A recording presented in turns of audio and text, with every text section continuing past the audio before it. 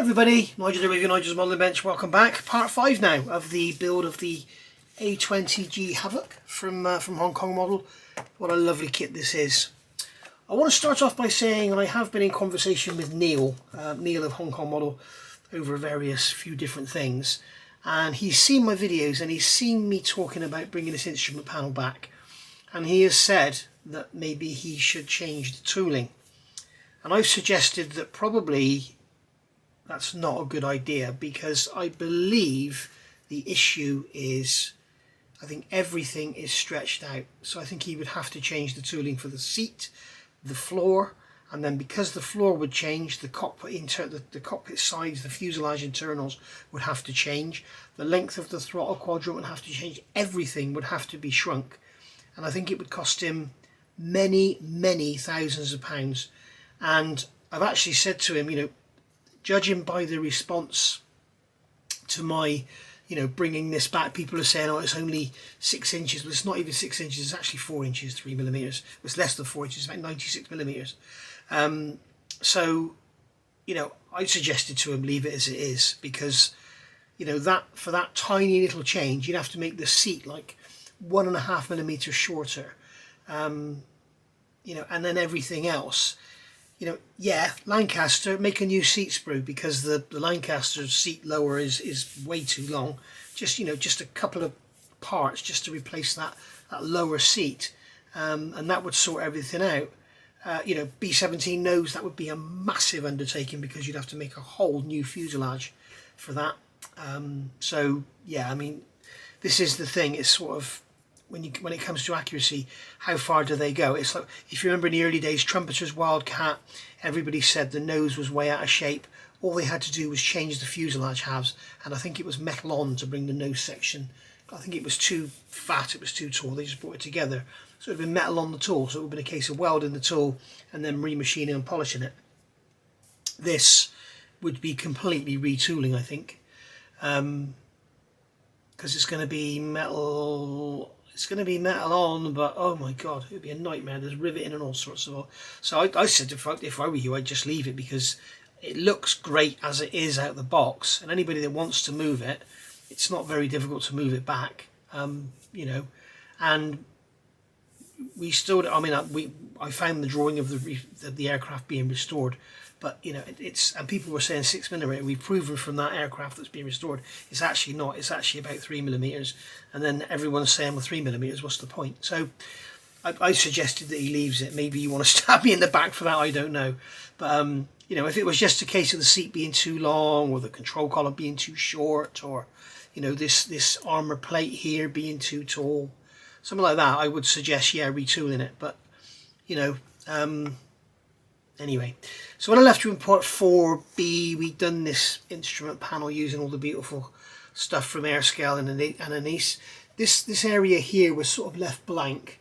I've actually used the bit of the Edward instrument panel, and stuck that on there just to give it something, so there's something there. It's actually a clear cover with fuses inside, so you could make up something yourself, or indeed you could cut the lump of plastic off from the kit part and then glue it back on afterwards. And as you can see, I've been doing some post shading and stuff on here, just to sort of, you can see the brighter greens were in the higher areas, brighter in the centre of it's just very subtle. It just really gives it a bit more interest. I've also added a lever here. I noticed there's another lever just here, look, and that is the harness release. We're also going to put a T-handle there, just to make sort of busy up. It's supposed to have quilting all over it as well, but life's too short. I'm not going to bother. Maybe on the next one, and then we'll fit all the Edward stuff on afterwards. But just get some tin foil on there and emboss some diamond shapes in it, and that'll be it, job done.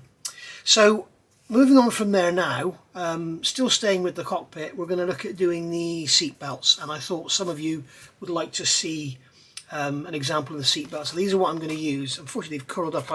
I tried to peel some of the backing off, and it won't go back down. I couldn't remember if they changed or not. I thought they used to have backing, or maybe they didn't have backing, but they do have backing. You can see it'll go down there, but it won't stay there long. And these, although these are ASK, this is set 200 A32002, and this is the seat set. You've got an early seat and your seat belts, and you're also getting the seat belts for the the turret as well. It's just lap belts for the turret, so that's pretty cool, all in one set. If you just want to get the seat belts, then you can go to HGW, and the part is 132641. If you're in the UK, you can get those from Hannants, and if you go into Telford, if you pre-order them to pick them up at Telford, you get 10% off. Today is the 29th of October, by the way, so yeah, I'm talking, you know, if it's December, you can't get 10% off for Telford next year. So basically we're going to use these belts, but we're not going to use the early seat. If you want to get HGW belts, this is what they normally look like. I've reviewed them before, and this is what they normally look like. You've got the black packaging, and they're you can see here, this is for the Spitfire Mark 1A from Qatari, as you can see on there, and you've got the belts. We've got these 3D printed studs to go in there. We've also got the photo etch studs to go in there. We've got buckles and everything, and then on the back here we've got instructions. So all very nice, and you go back and have a look. I've done a review of these. They are very, very nice indeed. So what we're going to do here is basically remove that seat. We'll put that in our spares box. It's a lovely, lovely seat. If you want to do an early A20, it's really, really nice. And then we've got, this is going to come off of here, so we'll take that off of, blimey, that's good double-sided tape. So that's stuck down there, and then we've got these two photo etch panels. We'll just take one off. I think we only need one. And I've picked up a great tip on these photo etch frets. God, that tape is really, really sticky. I would suggest when you get yours, especially with this one here, because it's going to pull those buckles off, I would soak it in some thinners or something just to, in fact I'll show you that now. I'll get some Mr. Tool Cleaner on a cotton bud, because we know that nothing's going to hurt the photo etch. We don't care about the paper, we just want to dissolve that glue. So I'm going to put that on there like that, and hopefully that will, yeah, you can see it's dissolved the glue there, so I can pull it up, and maybe I can get it from the back. I don't know. I just want to show you that this is what I was talking about with the plastic film you get on the Chinese photo etch as well. It's worth being very careful with it, because there we go. See how easy that came off of there then? It will destroy your photo etch. We just remove that excess of glue from there, and you can see how the thinners is just dissolving the glue and getting rid of it. There we go, that's gone. Okay, so that's all cleaned up. I don't know if I've got any residue on the back of this one. No. So yeah, that's a tip. You can see how that's bent, that photo etch. Look, trying to get it off. Okay, so we've got all this cleaned up now, and just been looking at these. I found a small error in the instructions. I've actually emailed Martin about it, HGW. Basically on here you've got 4, 4, 4, 4, and obviously you've got 2 sets of these lap belts, so you would need 6 number 4s. But as you can see, you've only got 4. Then I noticed these number 2s. This here, that shouldn't be 4. That should be 2. Okay, and it's the same on the HGW instructions as well. So if you've got the HGW or the ASK set, that should be a 2. Okay, so just change it on your instructions or make a note in your mind or whatever. The other small issue I've found, we have these two, these are what they pull down to tighten the straps. You've got 2 6s there, you've got 2 6s there, and obviously you've got 2 sets of these lap belts. So we should have 6 off of number 6. But for some unknown reason, we've only got 5. Again, I've told Martin about this. That's going to be easy. Just in the turret, just leave one off. Make sure you put them in for your pilot seat, because it's quite visible. But in the turret, you'll hardly even see the belts at all. But either just leave them off, or leave one off, or leave them both off in the turret, or just get a small slither of paper and just use that. You know, it's not a big deal. It's certainly not, it's certainly not worth a recall, I don't think. So there we are. So we're going to use these photo etch parts here. So the first thing we need to do is, as I say, look at all of this and make sure we understand what we're doing. So this piece here, number 2, is going to go onto there, and that's going to go through. So what I'm going to do is put that through. Now it's showing the ends are sticking up here. I need to look at some references. I'm not sure if those straps should be loose or tight. The first thing I'm going to do is fit those number 6s. So we're going to, basically what you can do is you can take them off and then peel the backing off, or you can just peel the backing off just like so. Be a little bit careful on the bottom here. There we go. Okay, so that's the backing gone. Alright, so we've got this here and it's all curling up. That's not an issue. Don't worry about that. So we get a nice sharp knife. I'm going to cut a couple of these off of here.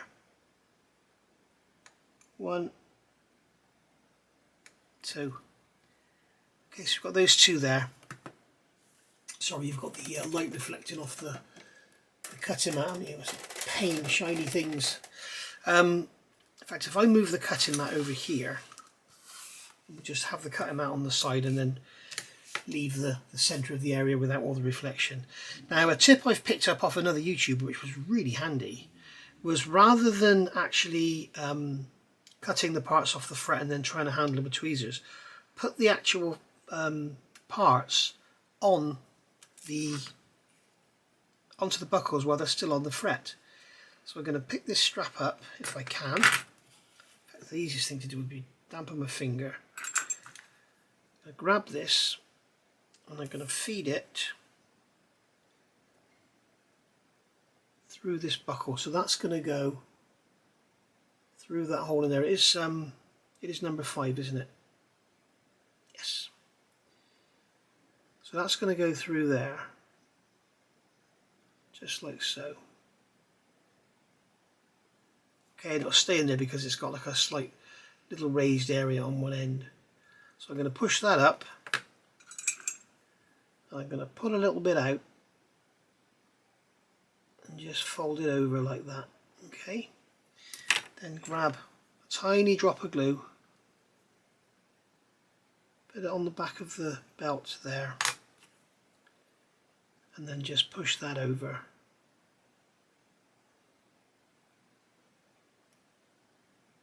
As I say, I've used this glue which is slow, which may not be the best of solutions for this.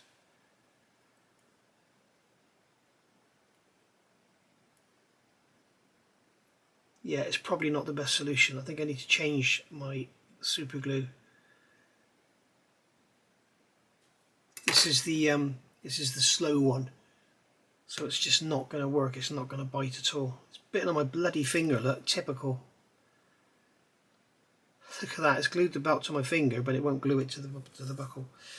So here we are. We'll put that back through there again.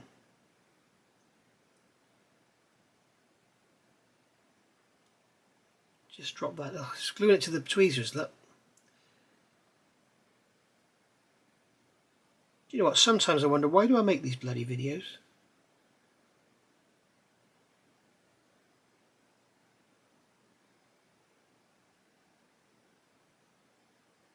So that's going to go through there like that. It just doesn't want to play ball, does it? Right, let me get my glue sorted out, get that in there, and then I'll be back. Alright, so that's that done. You can see they're now in there. We can see we can pick them up with the tweezers and they don't just fall off, but we do want them to stay down flat. We don't want them all sort of turning up and everything, because they would have laid flat. So now we're going to put this main harness, part number 1, we're going to put that through those buckles and then thread the part number 2s in after. So the first thing you want to do is get this off. So if you want to see this done as well on other models, you can see it on what I'm going to do is just cut this off of here. I think I did it on the what did I use them on? I've definitely done them on the Hellcat. I didn't use them on the Airfix Spitfire, did I? Did I use them on the...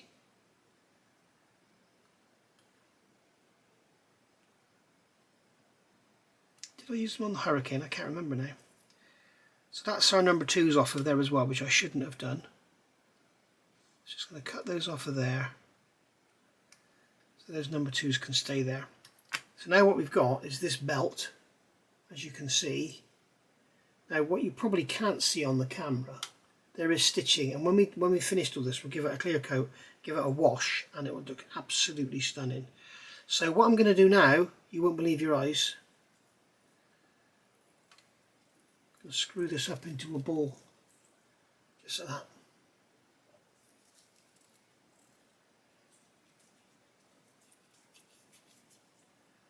There we are, just like that. And then what we can do is pull it all out. You can see that the backs of these are white. Some of the ones they do now are actually double-sided. What we can do with these, if any of the backs are exposed, then we can just put a bit of brown paint on them. It's the same problem with the photo etch ones. They're generally always like the metal colour on the back, whatever they're made of, whether it be steel or nickel, silver, or whatever they are. So there we go. The beauty of these is you can bend them and pull them about and nothing's going to peel off. The trouble with the photo etch ones, when you actually try and put some texture into them, generally the paint will all flake off. But I believe the steel ones are better. I haven't ever tried them. I don't think I even own any to try. In fact, I may do in the A-20G set, because I've got the big edge sets for the A-20G. So there we go. So that's that sort of straightened back out, and you can see what we've done is given it like a kind of natural waviness to it. It's not all perfectly flat and everything. So that's why I did that. So now we've got to thread these through. So this is going to be fun, because I would normally do this through a magnifier. So I want this to come through the back here. Okay. I've got no chance of doing this without a magnifier. I'm going to have to do it off camera. But basically what I'm going to do is thread this through the back there. Blimey, I've got it through. So I'll hold that and then I'll grab it with the tweezers, pull it through. And then I've got to turn it over and go back down through the other side. My eyes are working well today. So just pull that down like that, and you can see now that these belts are so realistic. You could almost make them work. They're so realistic. So we're not going to worry about positioning that buckle at the moment, but I think I want a little bit more. I think I want it a little bit lower down than that. So I'm just going to push that some more up through there. Grab our pointy tweezers. Be careful with the pointy tweezers because they will stab the belt. And then we just pull that through down there. There we go. Okay, and then I've got to do the same on the one underneath it, which is not going to be so easy. So now make sure this doesn't all get wrinkled up or twisted up. So I'm going to pull that back and hold it back. And then I'm going to thread, if I can get hold of it, I'm going to thread this one. I'm going to thread this one through there. I'm trying to push that strap number 6 out of the way at the same time.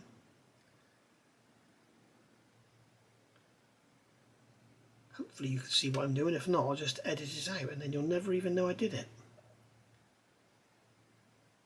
So I'm going to pull that one through there, just like so. And then tip this one over and go back down through the other side.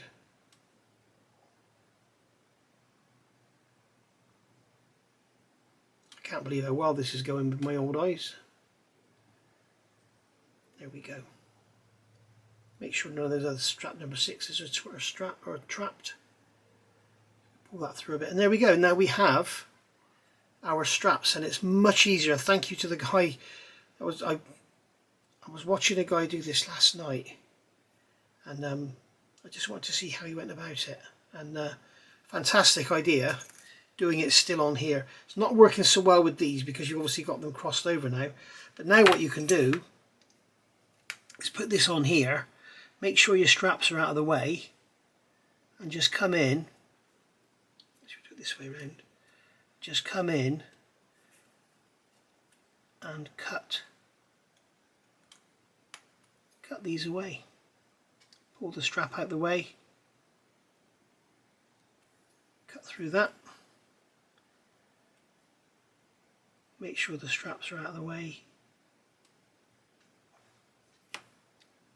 like they don't want to be, and then just cut there and there. There we go. So now we've got our buckles off.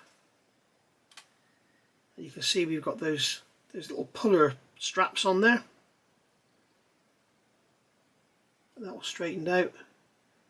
So you can see now we've got our main harness starting to look good. And then once we've got the positions right, then we'll put those number 2s in behind. And when we put the washes in, all the stitching that's on there is going to all pop out and look absolutely gorgeous. So there we go. Now what you can do, if you want to, grab a pair of wide tweezers, and then I'm going to use this Infini. It's not Infini, is it? It's UMP 400 grit. Just to clean up any bits that are left on there. There we go. So that's that done. And we'll come over to this side.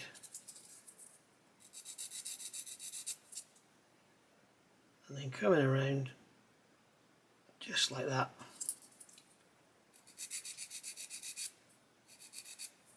And there we are.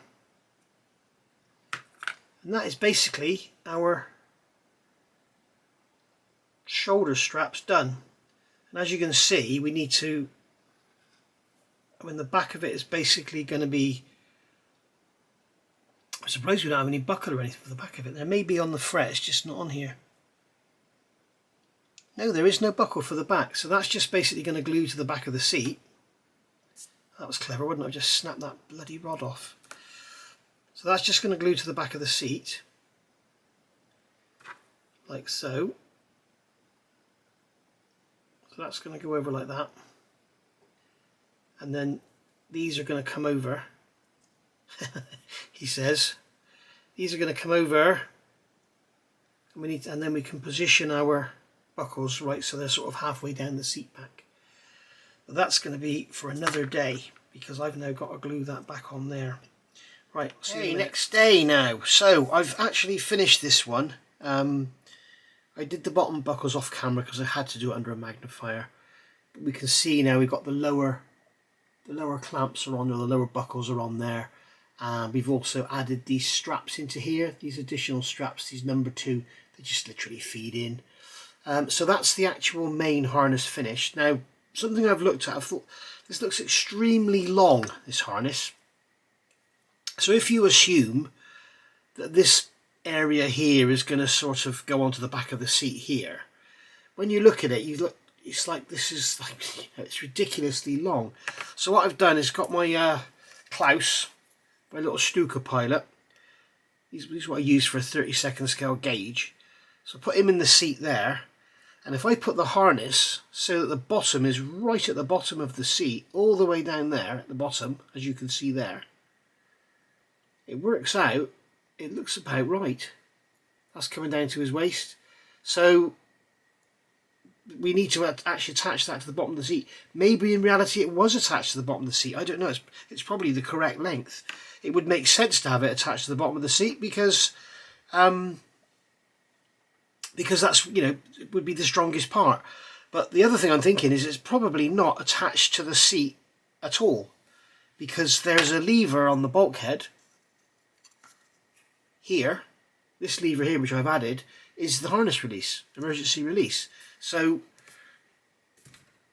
where is it attached? It's probably attached into the bulkhead actually, but for the ease of modelling, I think we just attach it to the seat. So I don't really know.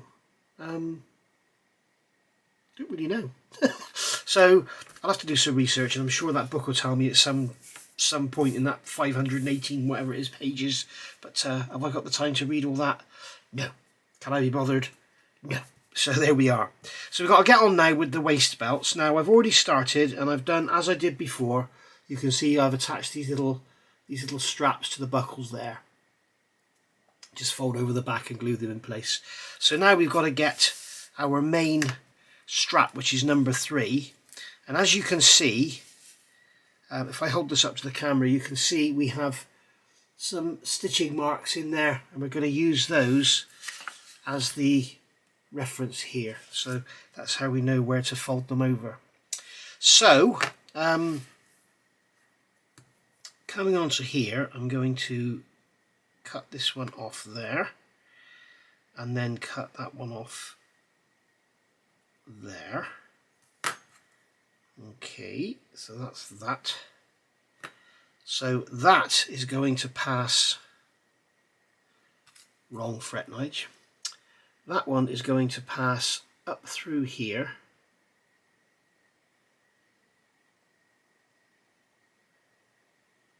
up through there, till it's roughly in the middle, I'm guessing. And then that's going to go down through there, like so.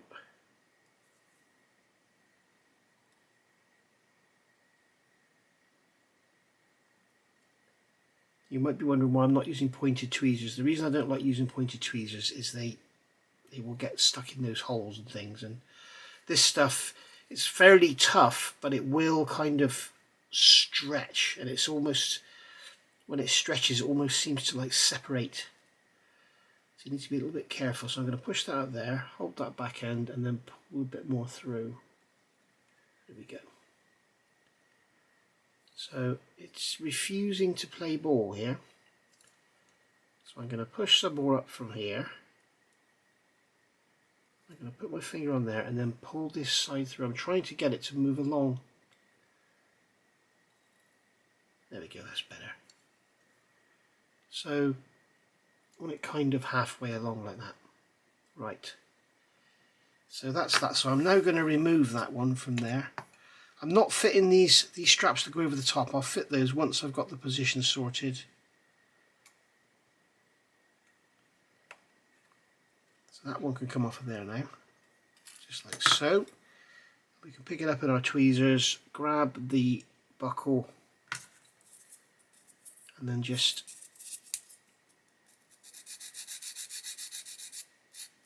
sand that away. And then we can turn this one around and sand that away, just like so. There we go. So that's that done. Right, so we know now that this is the man end and this end's going to be the seat end. So we can fit this onto our number 4. Now what I'm going to do here is cut that off first, because otherwise I won't be able to get in there to cut it. So we'll cut those two off of there.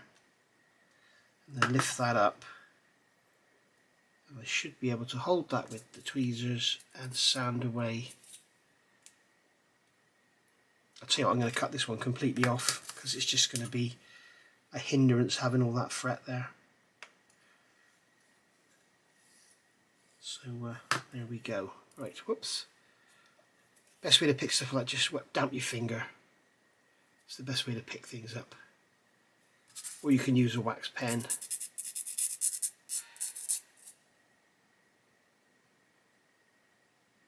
There's that one.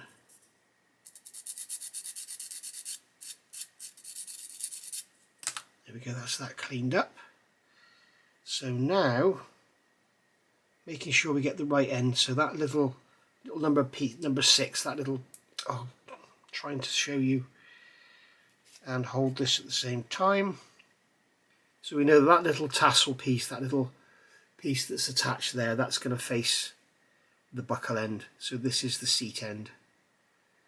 So I'm going to grab that like that.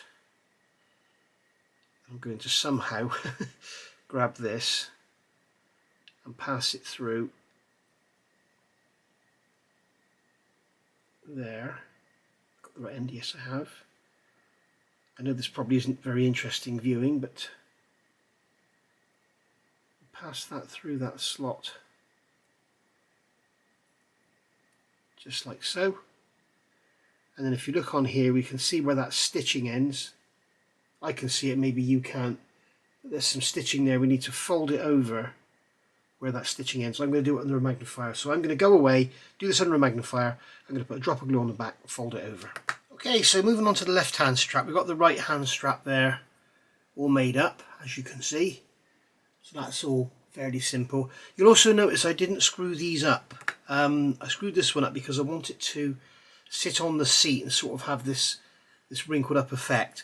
Whereas these, I want I want them to look like I want them to look like the buckles are actually holding them down. So I want them to lay flat, you know. So when they go on the seat, watch me drop all this now. It's all going to go wrong. But when they go on the seat, I want them to sort of sit over the edge like that. I don't want it to be all wrinkled up because the buckles are quite heavy and they would hold the straps down. And also remember, as modelers, we always do this. We always have the seat belts all nicely laid on the seat, whereas in reality, the pilot would just chuck everything off and get out. And then the flight engineer, whatever the engineer that would come along and position the seats so the next pilot could pick them up or whatever. So, you know, 9 times out of 10, they would, when the plane is on the ground, they would probably be like that on the floor, you know. So I've actually done that in the past and got asked some questions about why I did it. You know, surely the belts would be on the seat, but not necessarily. I mean, if you think about it, especially with the Boston, or the Havoc, should I say, you know, with a Spitfire, you could get out, stand on the wing, reach in, and put the belts nicely on the seat. How are you going to do that on a Havoc? How on earth are you going to do it? You'd probably leave them hanging off the sides of the seat for the next man to climb in and then grab the straps. You know, you don't get out your car, do you? Leave the seatbelt on the... Obviously, it automatically retracts, but in the old days when they didn't, you didn't leave the seatbelt on the seat. You left the seatbelt off the side. So, you know... funny to think, remember seatbelts haven't always been retractable. That's amazing. Even I can remember them not being retractable.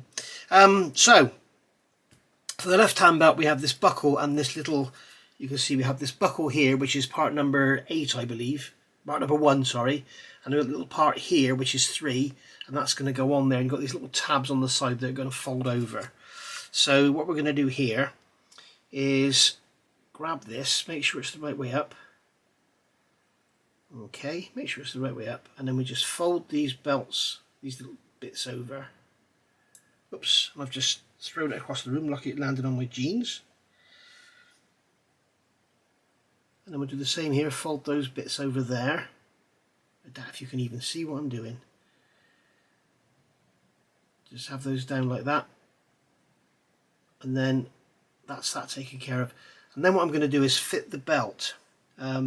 Rather than fit that piece first, because if I get any glue in that groove, it's going to be very difficult to get the belt through. So what I'm going to do here is fold the belt over at the end of the stitching. Just put a fold in it like that. And we can pick this little one up, put that through there, just like so. Have that there, and then fold the belt over. Hold it in place, just like so, and then flip it over, tiny drop of super glue on there, and then get the belt square and fold it over. There we go. Job us, done us. I've managed to get the glue underneath that strap. Just undo that. Come on. There we go. So there we are. You got to remember there are tiny holes in this belt that the glue will come through. And we can also see on the side there, I've managed to get that. I don't know if I can move it over.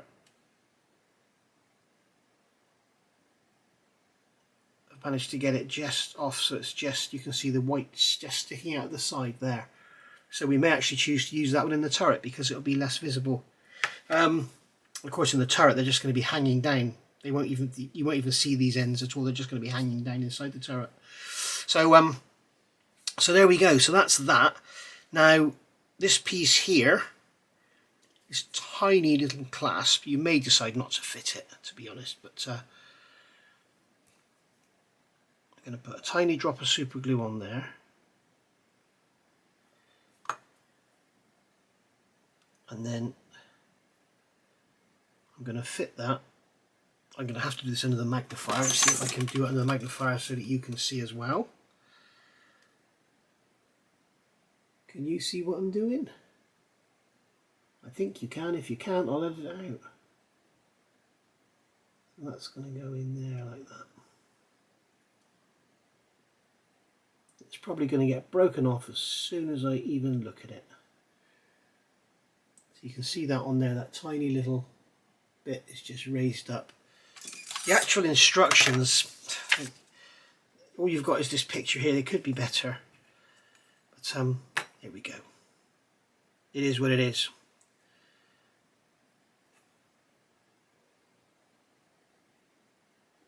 So we'll just give that a pinch, make sure that's glued down. That's fine. So now we can add, use my wider tweezers. Now we can add this strap here. I'm going to put this strap up and under. Hopefully it'll go through. Come on, go through. Go through. You know you want to. There you go. So that strap's going through there. This is number 3, I think, isn't it? No, number 4. Okay, so pull that one through there. And then down through the other side. I have to pull that strap around, and I should be able to tuck that one down in, just like so.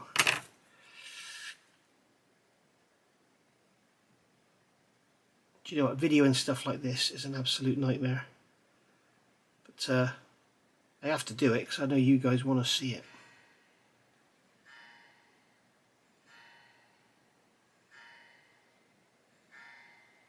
Right. Oh, come on, bloody cheap tweezers. But as much use as a chocolate teapot sometimes. And there we go, that's that strap through there, just sitting there loosely. So there we are, so that's our other belt made up. I've got to put the, we have to get this little protective piece of leather off. Okay, so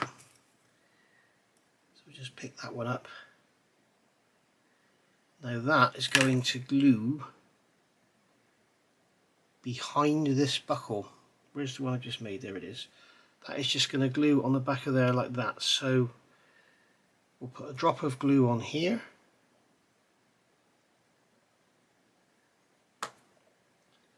And then pop that underneath. Make sure it's central.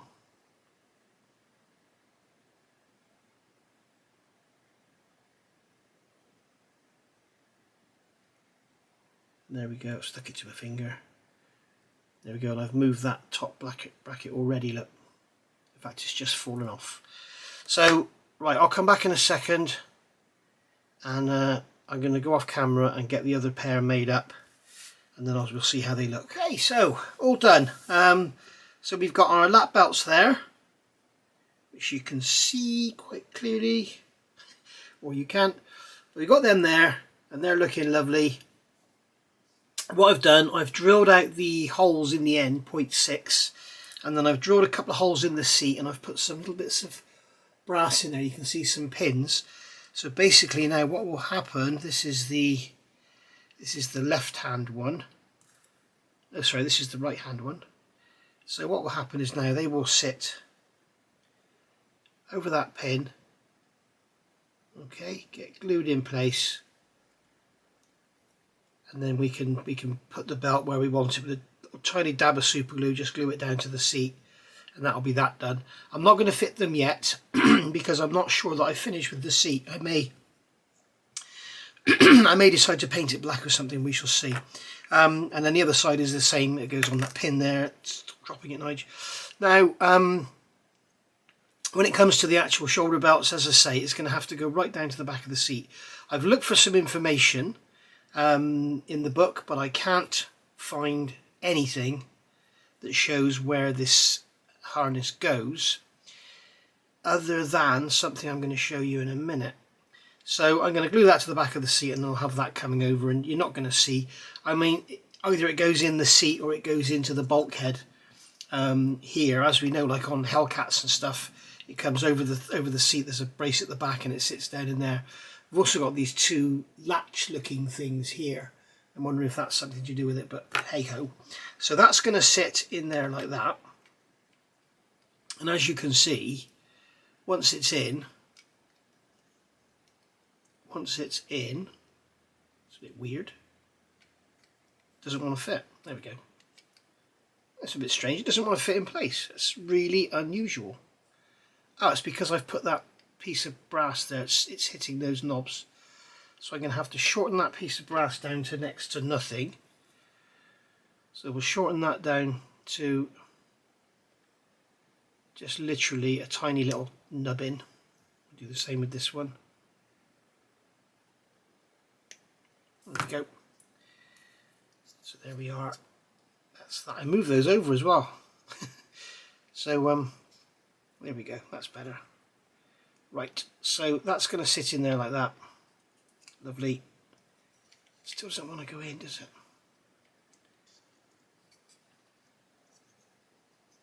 I don't quite know what's going on here. This seat has been in and out of here about 100 times. There we go. So that's that. So as you can see, once that belt's in, you're not going to have a clue where it's fitted to. So that's all fine like that. Right.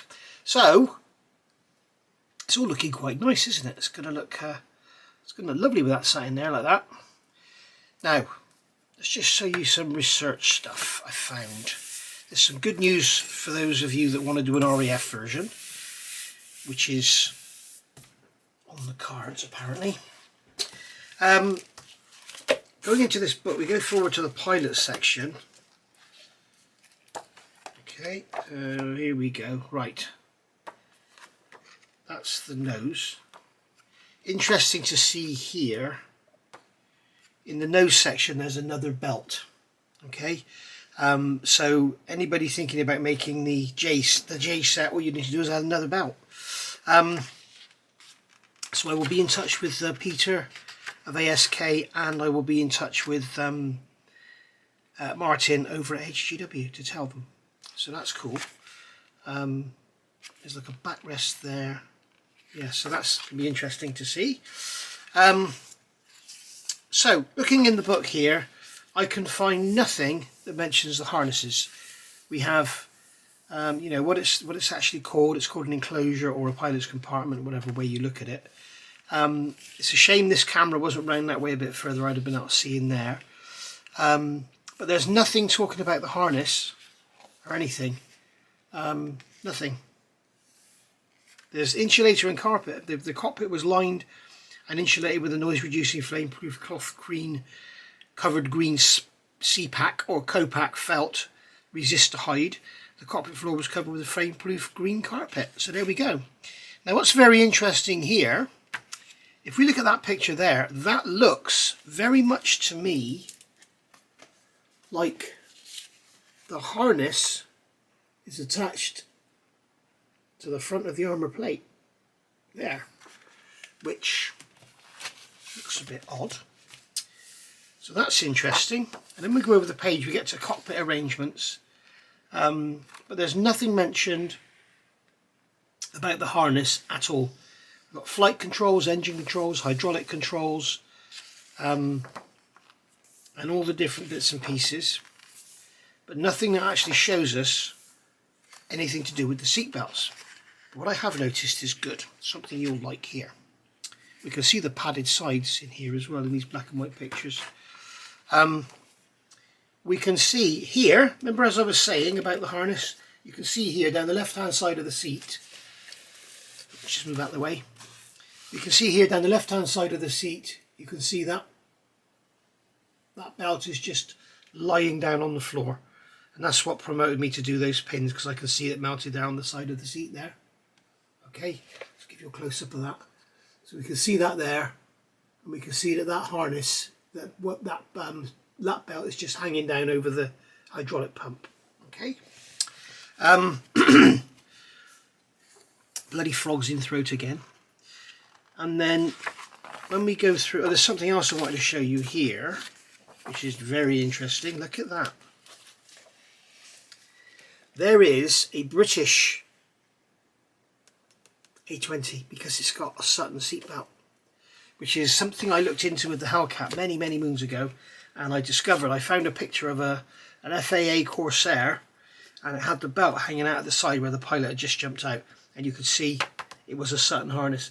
So the question's been asked of me a lot of times, you know, would the American aircraft have the Sutton harness in English, in RAF use? Would it have the Sutton harness or would it have the American harness? And I think the answer is always they put a Sutton in there. So there we go. The other thing that's interesting, I'm looking at these black and white photographs. Now, you would assume that all the knobs and everything would be black, wouldn't you? Because they wouldn't be all bright red. And we can see that all this stuff here is red and brightly painted. You can see the overspray where it's been sprayed red. Now, a little bit of a concern there. But then when you look at these old black and white photos, that knob on the end of it looks like a phallic symbol, doesn't it? That knob on the end of there is definitely not white. That one. It's definitely not white, and it's definitely not black. I'm thinking it's probably red, as are those there on the throttles. See, that's white there. Those knobs there are white. That's probably red. So it could well be that they were actually red. So I'm going to sort of go with this. You've got to pick on something to use as a reference. So that's what we're going to go with. So we are going to have red levers and handles and everything. So there we go. Right. So that's our cockpit there. We can stick Hans in there. You can see that somebody mentioned the rudder pedals are too far forward. Well, you can see there's a 32nd scale Hasegawa German pilot, and I would say those rudder pedals are perfect. So there we are. Right. That is that. The harnesses are done.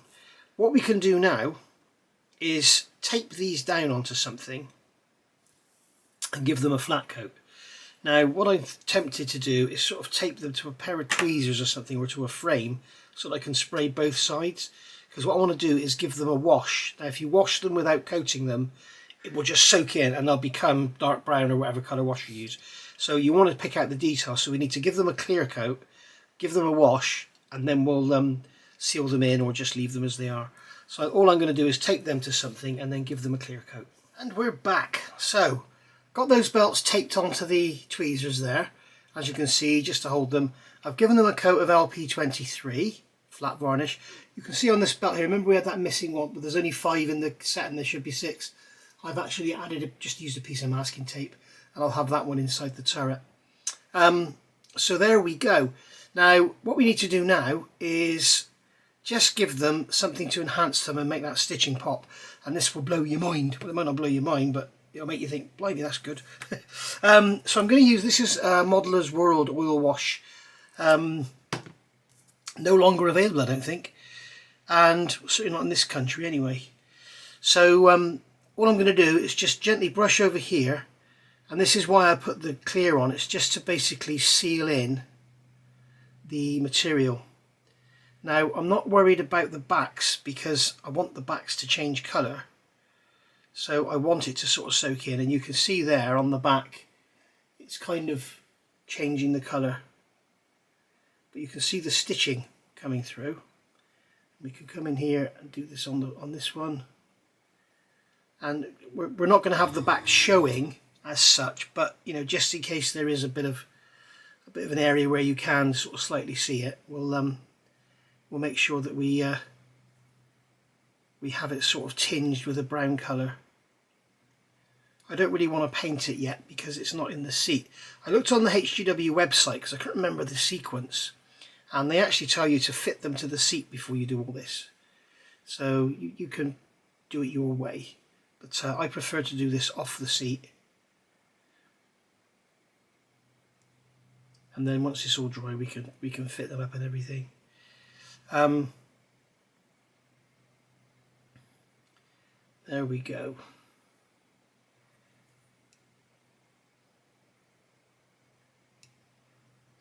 So that's that done, just like so. And I think you'll agree they look bloody awesome with a wash on them. You can see it's made all the stitching come out and everything. And they are really, really nice. When that dries back dull, they'll be dead flat and they'll look great. Also need to make sure we get underneath areas where there's anything lifted, like underneath that bit there. Yeah, just we can always give them another go over when they're on the seat, but I just rather get this done now. One of the reasons is so I can show you how it looks before I fit them to the seats. I'm just going to wipe that off that. Get the oils off that buckle there. We could do that at any time, but just but it also, the oil looks good on the buckle because it gives it some depth where the belt goes through, as you can see on there. Look at that belt there.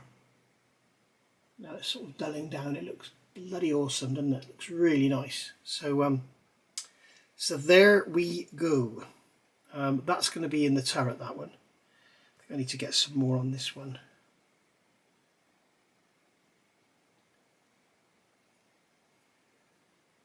So this one here is going to be in the turret with the tape on, and that one there is going to be in the turret because we've got that misaligned back end.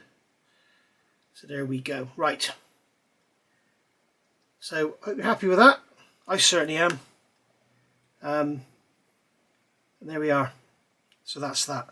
So we'll call that a day for this one. This has been all about the HGW seat belts, as I'm sure you're aware. And that's that. I've done all those belts. I'm just trying to think what I can use this wash up on. I can probably use that to add some variation to my leather covered or suede gaiters here.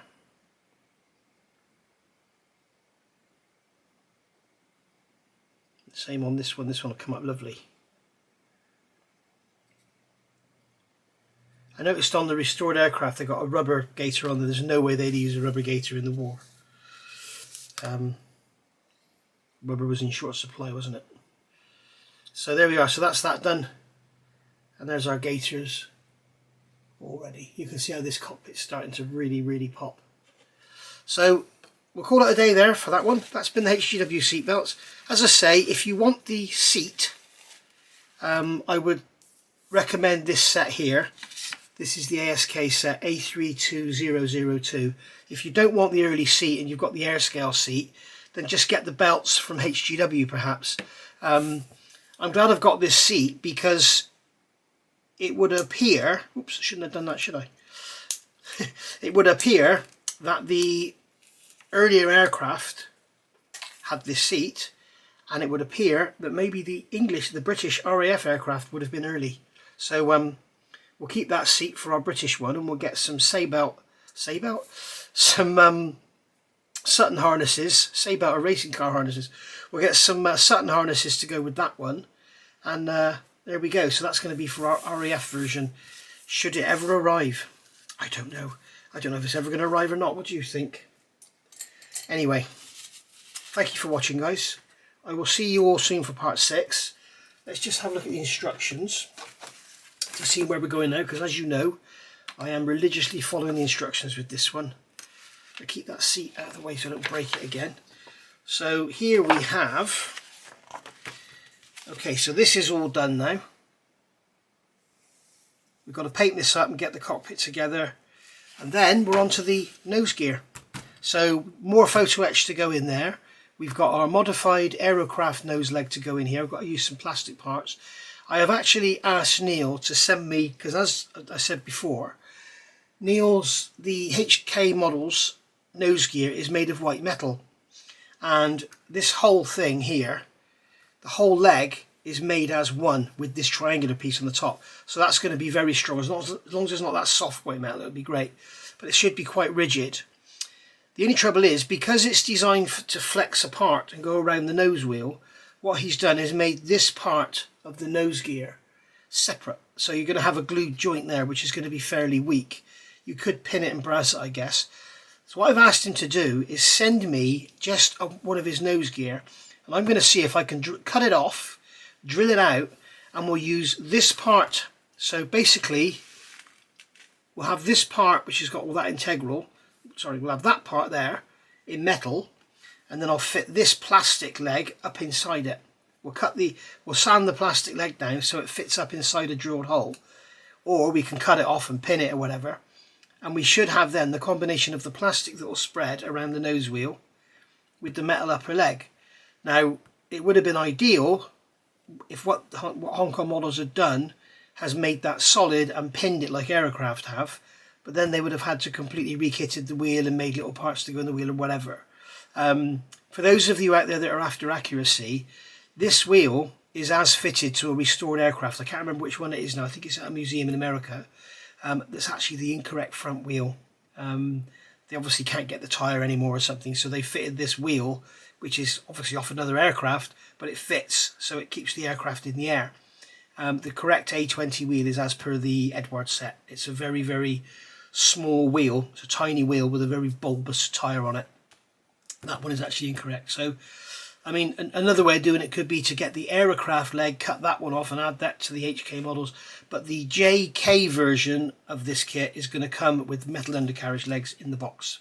So there we go. You have been told, and you heard it here first. Right. I will see you all soon for part 6, and we're going to get on with that nose gear. Bye for now.